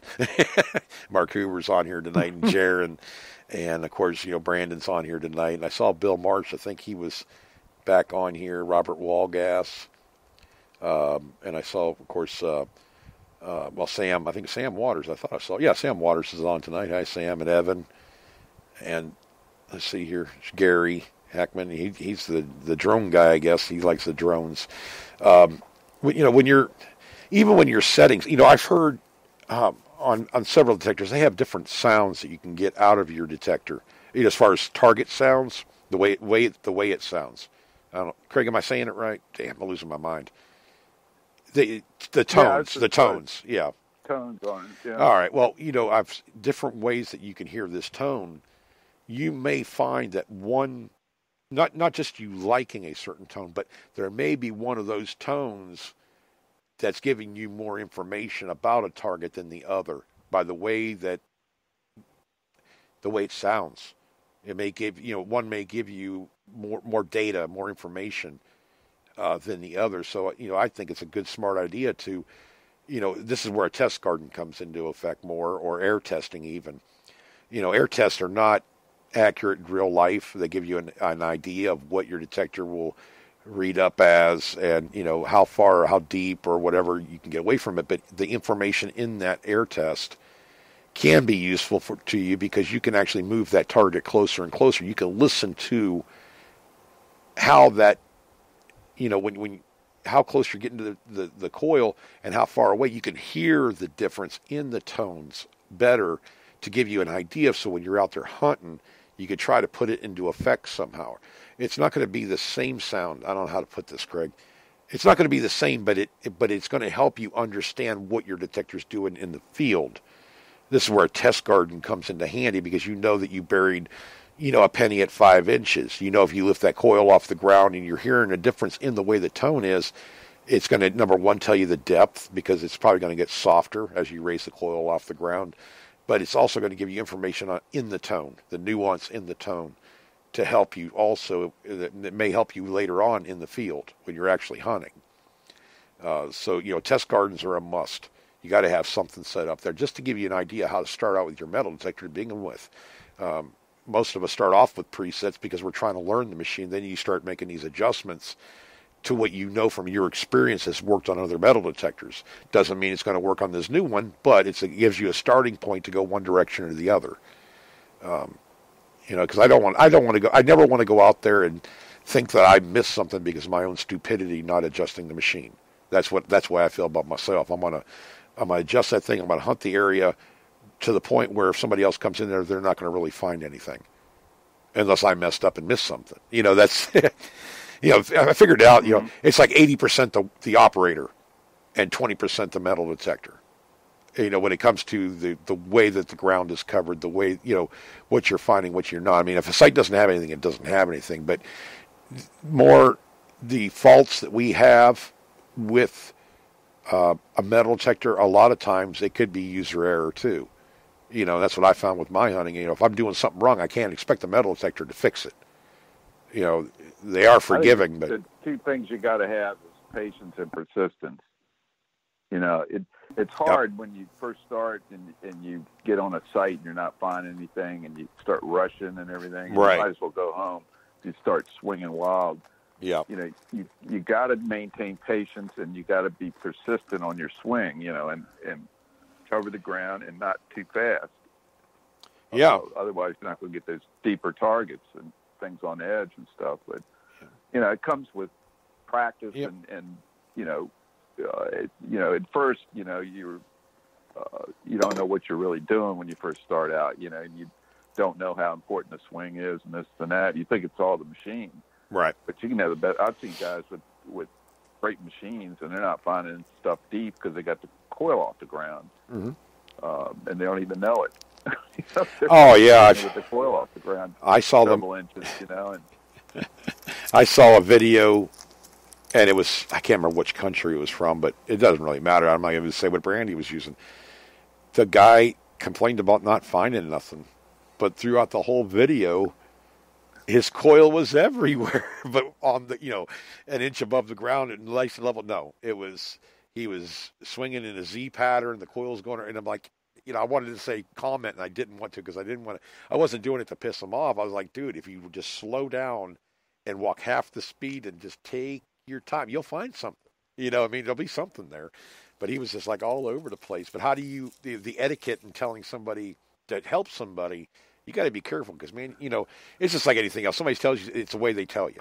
Yeah, I've told several people, man, you ought to slow down. You're not going to hear this deep target. Oh no, I can do this and still hear them. Okay, brother. So I got I'm going to walk behind this guy. He'll pick out all the shallow trash, and then I'll just dig all the deep targets right behind him. Well, yeah, I mean, it's I do that too on the beaches. I've actually done that. I've do actually picked targets right behind people. It upsets people really. Well, they take it. Sometimes I've even had the same machine they had. Right. They do get aggravated, but it's not. They don't. They don't understand that if you're finding stuff in a cut on a beach, I mean, the beach is huge. Well, the beaches that I hunt are pretty big. You're not going to walk across the same spot on the way back. You're going to go to, you're going to take a different path. You're just wandering. You're trying to find something. I mean, why does it hurt if I'm hunting in your cut? Because that's where the cut is. Some people don't understand that there's cuts on a beach where stuff lies. The lead sinkers are with gold. Pull tabs are at a level. There are changes at a level. Depending on what beach you're at, obviously. But there's a cut. If he has located some, I see a dig hole. Okay, I'm going to check this out right through here because there might be a cut, and I'm going to find stuff. That's what I'm thinking. But he's thinking, who is this son of a gun behind me? Why is he following me? Why is he going? Well, it just saved me a little bit of time. I can get into the goodies faster. But people work along the beach, like with the water, one way or the other. If you see me out there most of the time, in the past, I work from the water to the dry sand, and I work back down. And what I'm doing is I'm trying to find that cut that runs the other way, so that I can stop and start working in a direction. It's what I've always done. From the water up, back and forth, and boom, I'll start getting into stuff. And I'll look back where I've already been and see where the dig holes were, where I filled them in at. Okay, well, there's mostly holes in this section. I'm going to work this section. I'm going to work down the beach now and see, for 20, 30 yards, see how many other targets are in this general area. If I don't find anything, then I keep on doing what I was doing. It takes a little longer, but it's a lot more thorough for me. But if I see somebody's holes everywhere, I'm like, okay, obviously he's finding something or he wouldn't keep on digging. So I'm going to follow that. That's all, he's thinking that I'm kind of stepping in on his space, but I'm not. He's all the way up the beach anyway, but what that does tick him off. They'll ask, these guys, when you're on the beach or whatever, if it's a regular person, they say, what do you find? I say, just, pull tabs, bottle caps, a little bit of change. But if another hunter comes up to me and says, hey, are you finding anything? That's when you open up the find bag and say, well, yeah, I found this, this, and this, whatever. And they get ticked off. Some of them, not all of them. I mean, a lot of them are just making conversation, but are those people that get, well, how in the world did you find that? You're just working where I did. Well, I guess, yeah. I don't want to say, yeah, I am, but but it's the luck of the draw. He could do the same thing to me. I mean, when you think about it, I mean, I miss stuff. None of us are perfect. But all we can do is be as thorough as we can. But, I like talking to the guys that are hunting out there, like Clearwater Beach. If you go out there, man, it seems like there's always 5 or 6 guys out there metal detecting. So why wouldn't I want to talk? I want to find out what they're finding. Are they doing good? Are they doing bad? What beaches have they been to? And I tell them which ones I've been to or whatever. It's like a sharing information so we don't waste our time going someplace. Like I went to Indian Rocks Beach one time, didn't realize 2 weeks before that they had filled the beach. But I knew because I wasn't finding anything. I wasn't finding pull tabs, bobby pins, or bottle caps or anything. And I found one chunk of aluminum that was about a foot down. And this guy came up with another metal detector. He goes, I'm heading up the beach some more. They filled this in 2 weeks ago. I'm like, well, crap. I thought I was losing my mind. I thought my metal detector wasn't working. Because I always find a find bag full of at least junk. you know. Um, we're looking for more recent drops and stuff like that, or maybe stuff that's been there a really long time. It's deeper. But yeah, it was pretty bad. But if he saved me from hunting the rest of the day there, that's for sure. I heard that. I said, well, that explains a lot, and I never really thought about it because they hadn't had anything in the paper about it or anything. But the people that live in those condos, some of those guys are, guys and gals are metal detectors. So, share information. It helps you out. You find another beach and you find more stuff. So it's just helping each other out more than anything else. But wow, Craig, it's already 9:30, brother. Yeah. Ooh. All right, one more thing. Yeah. Go ahead. I did an eyeball find today. I was walking along the sidewalk picking up trash and spotted a green iPod on the ground. I took it in and charged it up, and it worked. Really? Damn. Yeah. Must be nice. I don't find anything cool like that. Well, I did find the rock, but other than that was 2 years ago. Well, they tell me it's a rock. I don't know. You guys have probably seen the video. I put it up on Hardcore.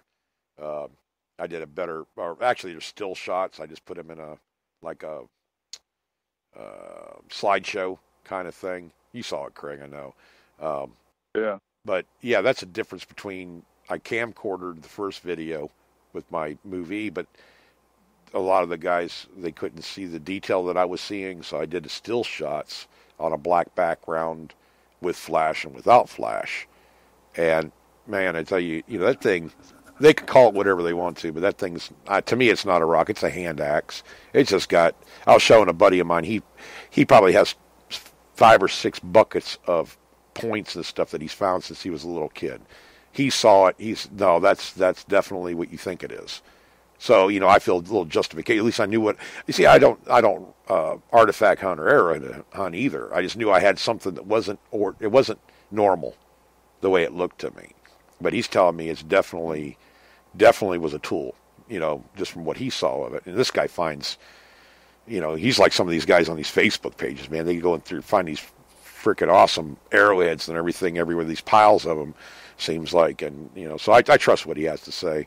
And I said, be honest with me. You can tell me it's a piece of junk. That's fine. I mean, I've already been told that, but what do you think? And he's looking at it. He goes, no. He goes, I could see tool marks in it and everything. So it made me feel better that I wasn't just seeing stuff.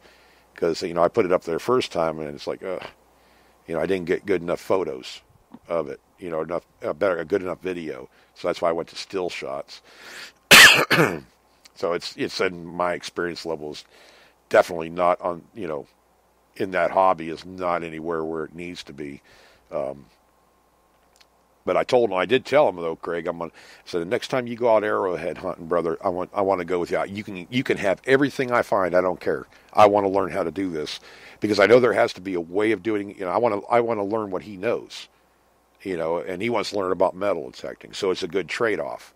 I'll teach him how to metal detect and what I know about metal detecting, and by golly, he can teach me what he knows. And hey, whatever. We found another hobby we like, so that works out pretty good. Because I am really interested. I just don't know if I'm into that digging thing all the time.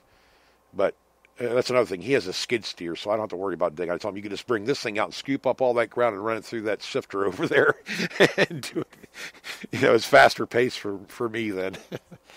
Because that was the only thing that really, that was the only thing that kind of held me up the other day. I went out last Saturday, and I talked about this on the show, so I'm not going to get into it a lot. But, it was the fact that it wasn't fast-paced enough for me. Like metal detecting, I can find something. I know I'm going to hear a beat. There's going to be something to think about. Should I dig it or should I not? When I was digging these holes looking for shards and arrowheads, I don't even know if I'm in the right stupid spot. I might be digging to China for no other reason other than I'm stupid and didn't know what I was doing. So I'm trying to kind of figure it out a little bit. So that drove me nuts a little bit. But, I did end up finding a shard. I did find out where this other guy was hunting in there, digging the holes and everything and what he was finding.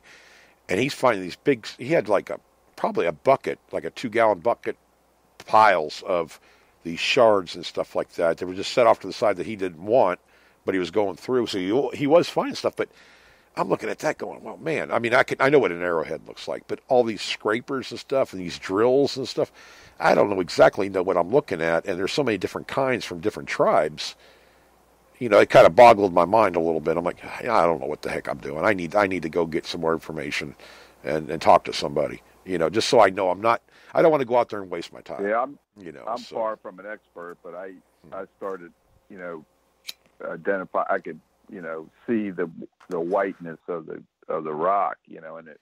Right. I would pick up every single white rock, but then it got so where, my subconscious would see it or something, and I just suddenly look, and there it is, right there on the ground.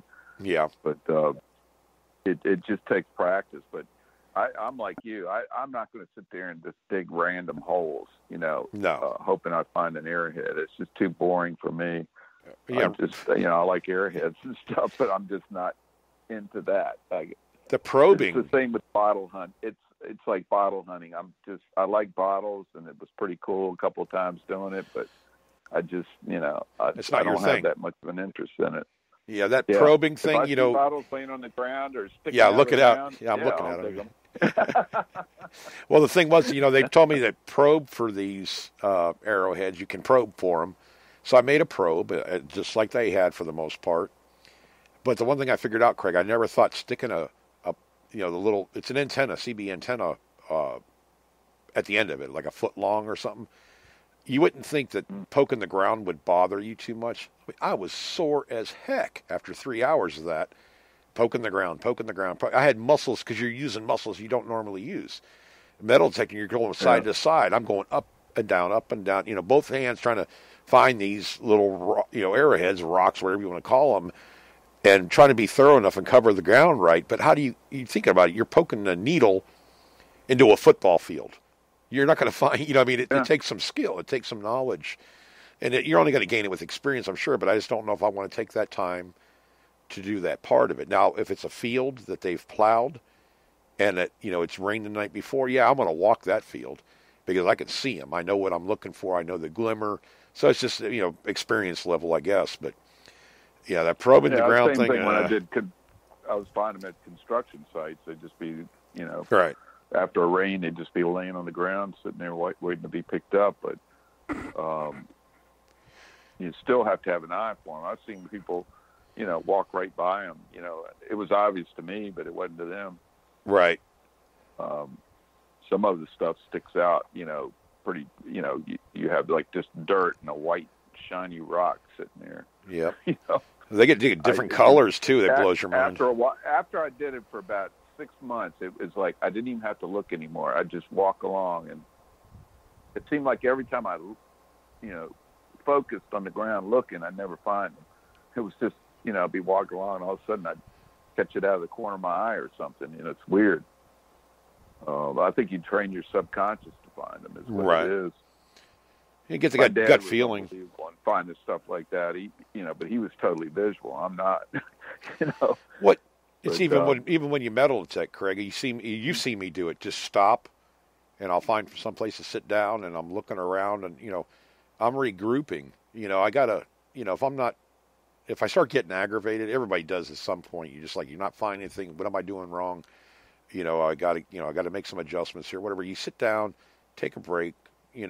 Have a drink of water and think about what you're doing and think about the area you're in. That's what I do. I mean, and then I come back at it with a better attitude, because you can get yourself stirred up. I mean, I've done it before, and it really ticks me off when I do it. But stuff's there, and you're just coming at it from the wrong direction for that day. And sometimes you just got to sit back and think about the site and look at the contour of the ground and where you think things were.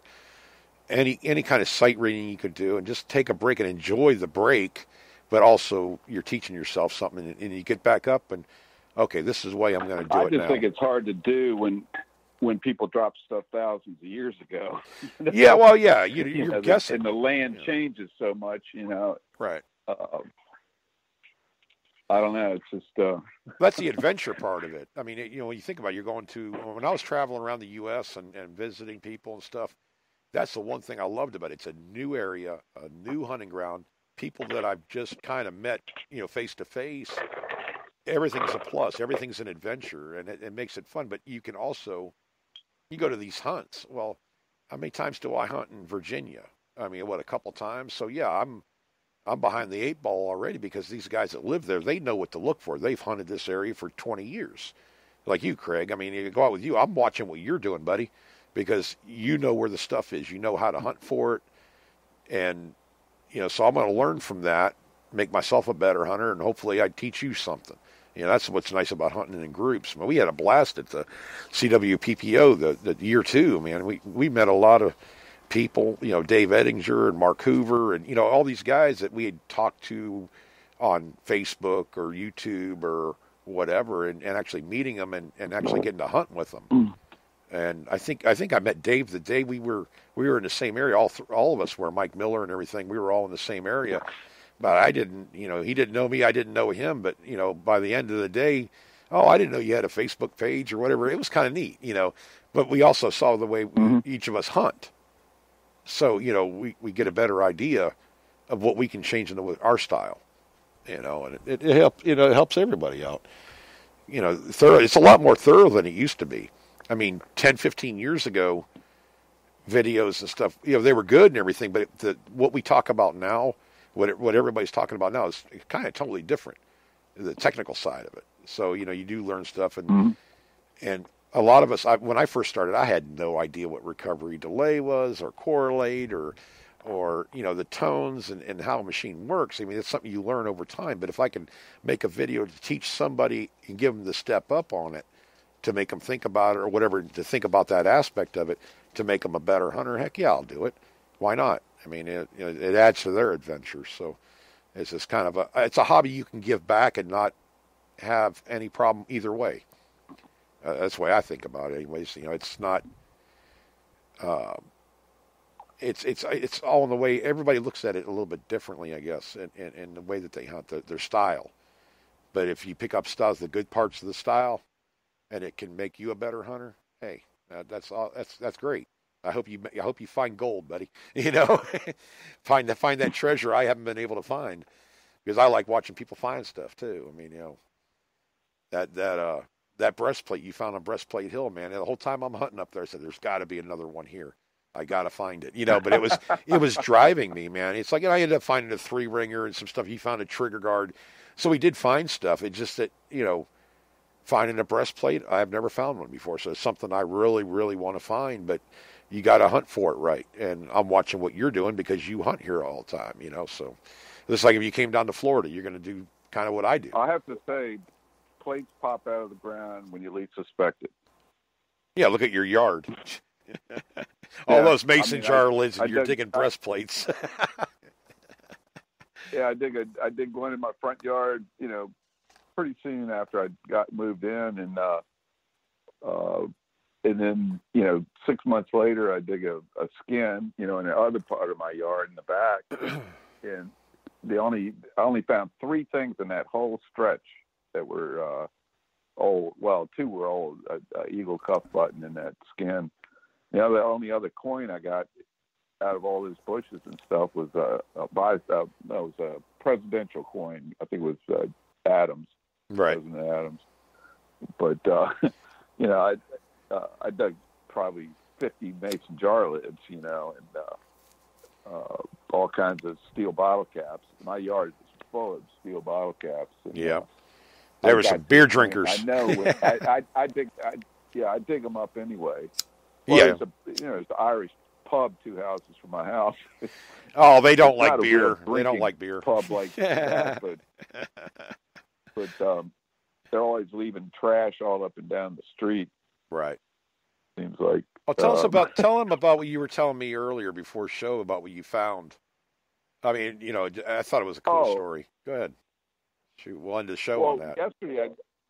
Yesterday I went out and right near where I found a flat button and a bullet in the same hole, and I got a signal yesterday, and it sounded good in one direction, and I thought it just sounds too good, and I dug up, I think it was 5 or 6 nails. Some of them are pretty big, and I kept saying, "Nah, that signal was too good." So I get down about 9 inches down, and I stick the pinpointer down, and I get this blasting signal at the bottom, and I go, "That can't be a nail. It's too wide." Yeah. And so I dig it up, and it's some kind of sash buckle. I don't know. It might have had a picture in it even, but I don't think so. It's got these studs, brass studs that stick out on it in the middle, like it attached to something. I don't know what the heck it is, but it's square with a oval hole in the middle. Did you post up a photo?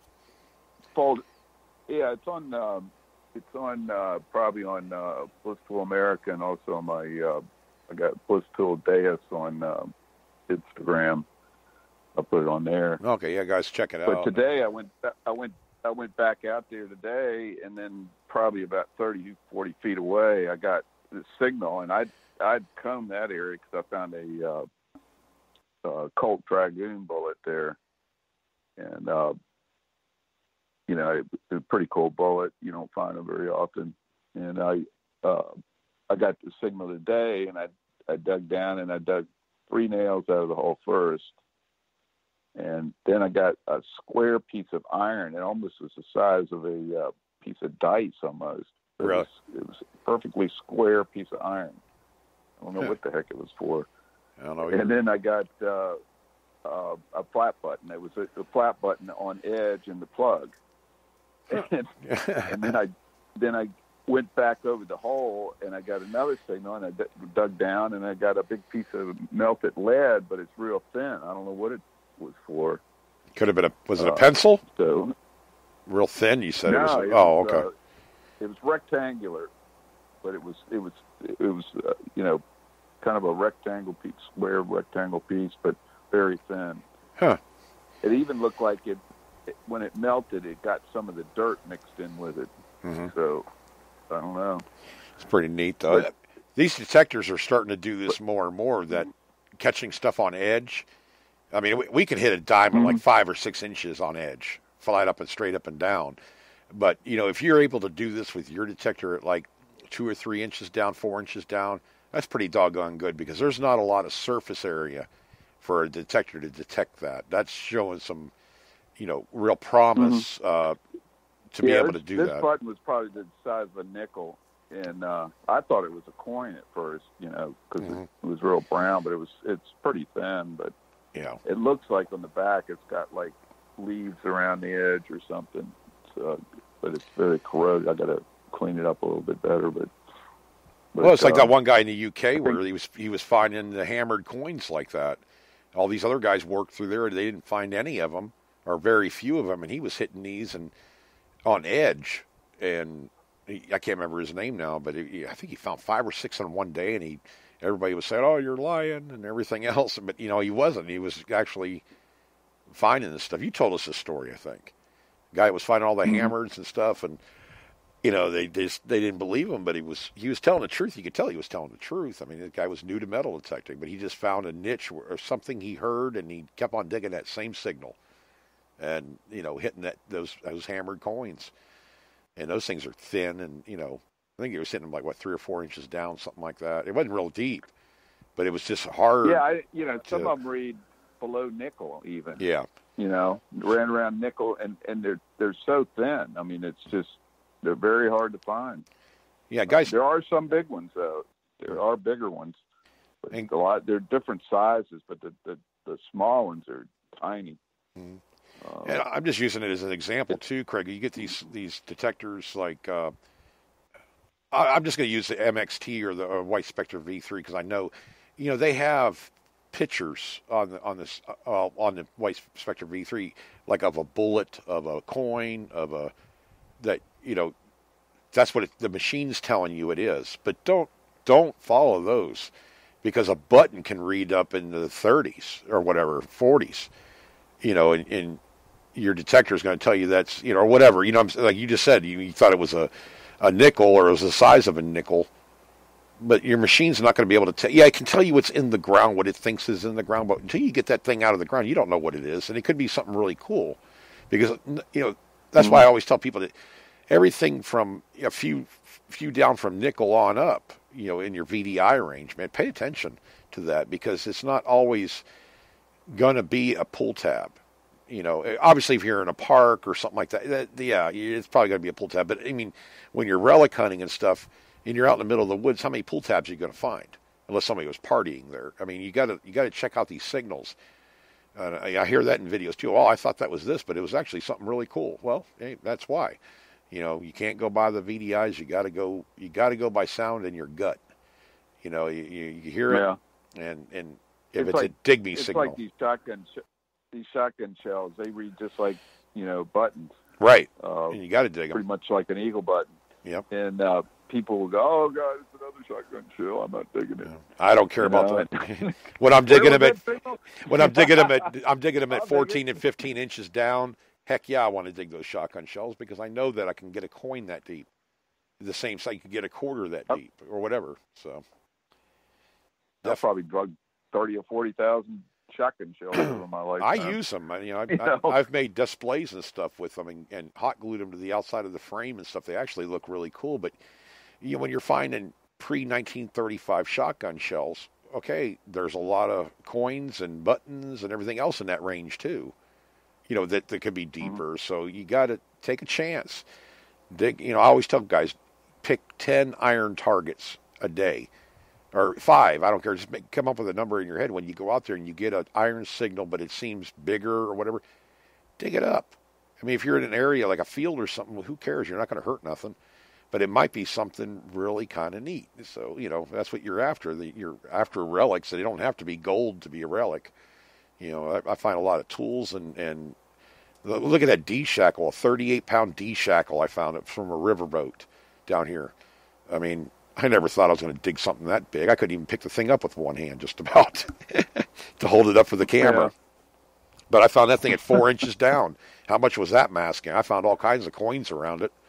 It was blocking it out and everything, as far as within about a foot of it, because it was so massive. Mm-hmm. I found that fireman's, it's a 1920s fire wrench or whatever to open a fire hydrant kind of thing.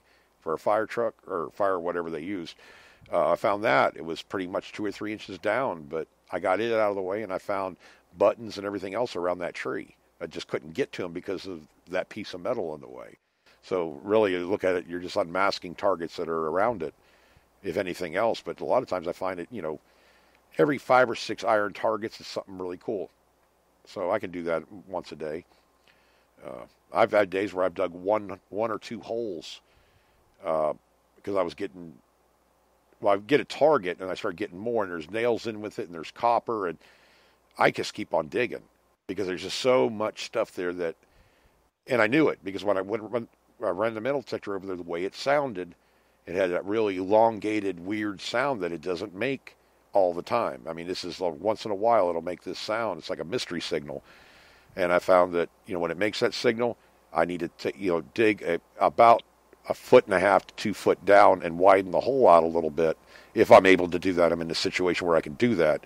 Not somebody's yard, but I'll find a bunch more stuff in there because it is picking up and that's why it was given that tone. I think it's picking up the non-ferrous and the ferrous metal, and they're blending together because there's so much stuff in that one hole. So, sound is an very important factor for me when I'm out relic hunting. So. Oh, I hear Morgan in the background. Yeah. Oh, see, but like these little treats called Temptations. Yeah. It's like crack for cats. Yeah, crack for cats. Pete is going to be calling us. You're giving crack to your cat. I asked him if he wants a crunchy treat, and he goes, yes. God. Personality. I got this other stuff called cat grass. It's oak grass. Yeah. And I got like three pots of it, and this cat just eats all the tops off of it. My brother was telling me about it. He's got 3 cats and a dog, and they all eat it. In fact, the dog likes it so much it steals the cat's cat grass. Cat grass. I didn't know about it, but they eat the tops of it. I don't know if you've ever seen cats outside. Sometimes they eat grass. Oh yeah, my dog does. I swear he's part vegetarian. But it's actually good for him. Yeah, he goes around. I call him a cow because Loki will run out, and all of a sudden you'll see him. He stop and eat this kind of grass, and then there's a weed over here. Let's try this. I said, what are you turning into a vegetarian? You're a meat eater. You're supposed to. That's what you're supposed to do." He just looks at me. Yeah. He's a vegetarian bulldog. Excuse me, guys. Well, Craig, I mean, it's 10 o'clock. Wait, man, time flies. I hope you guys enjoyed the show and everything. I see a lot of people on chat there. Thanks for listening, guys. And, if you're new to the hobby and stuff and you're just getting started, there's a lot of shows on Spreaker about metal detecting, not just ours. And there's, I think there's 5 of them now, 5 or 6. But there's a lot of other topics that people talk about on Spreaker. Everything from, I'm sure, wood carving and vaping and this and that and the other thing, news and sports, and there's so many different categories. Kind of go through there a little bit. You might find something else that you're kind of interested in, download it, and play it while you go to work or something like that while you're sitting in traffic. At least it's entertaining and you don't have to listen to a bunch of commercials on the radio. So we're on every Thursday and Saturday night at 8 p.m. Eastern Time. And you can check out our information at on our YouTube channels, Facebook pages, and be sure to tell somebody about us. We don't really advertise, and I did want to touch on that. I did post up the show on an Artifact Arrowhead site and everything. It's not really arrowhead hunting or whatever, but we do talk about different stuff. So a lot of times I'll put the show up there, and I just tell them, I just thought maybe somebody would want to listen to the show, so I put it up here and put it up there. But if you don't want me to, I won't. That kind of thing. And if it's just ethics or etiquette, whatever.